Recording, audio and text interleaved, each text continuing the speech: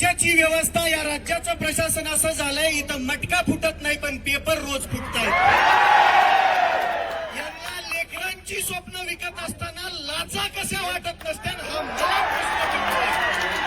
अरे माझं लेकरू या शहरामध्ये येतं, हे शेतकऱ्याचं लेकरू आहे, पोटाला चिमटा काढतं, एका टायमाला जेवतं, पण अभ्यास अगदी मन लावून करतं, आणि शेवटी परीक्षेच्या आदल्या दिवशी समजतं की पेपरच गळपाटलाय.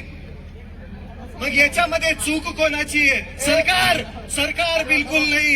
याच्यामध्ये चूक आहे ज्या प्रशासनाने ही परीक्षा जाहीर केली होती, ज्या प्रशासनाने या परीक्षेचं नियोजन केलं होतं, त्या प्रशासनामध्येच काही दलिंदर भाडे बसलेले ज्यांना त्यांच्यावरती सगळ्यात पहिली कारवाई करून या दलिंदरांना जन्मठेपेची शिक्षा झाली पाहिजे. काय? जन्मठेपेची शिक्षा झाली पाहिजे. दुसरी विनंती इथल्या सरकारला आहे, इथला प्रत्येक आयोग हा बुजगाव नाही, बुजगावनं सरकारचं बुजगावणे. या बुजगावण्यांना बाजूला सारून तुम्हीच काय करा माहितीये का? ते एमपीएससीचा आयोग आहे ना, तो बरखास्त करा, आणि तुम्ही जे पेपर दुसऱ्याला देता का घ्यायला, त्यांनाच द्या की एकदाच. कशाला आमच्या उरावरती बसवलेत का हे?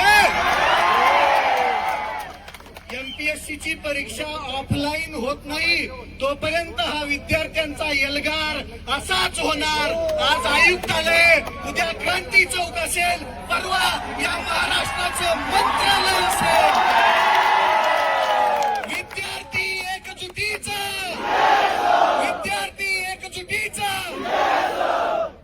ही आहे क्रांतीची जागा, छत्रपती संभाजीनगर. तुम्ही सर्व एवढ्या ताकदीनं इथं उपस्थित राहिला, या सरकारच्या मनामध्ये धडकी भरायला वेळ लागणार नाही. ही एकजूट कायम ठेवूया आणि लढूया. जोपर्यंत न्याय भेटत नाही, जोपर्यंत आपला हक्क आपल्याला भेटत नाही.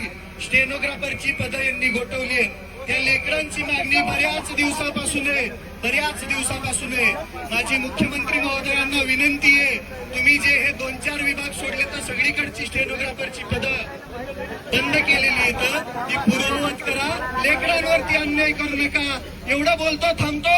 जय हिंद, जय महाराष्ट्र. धन्यवाद.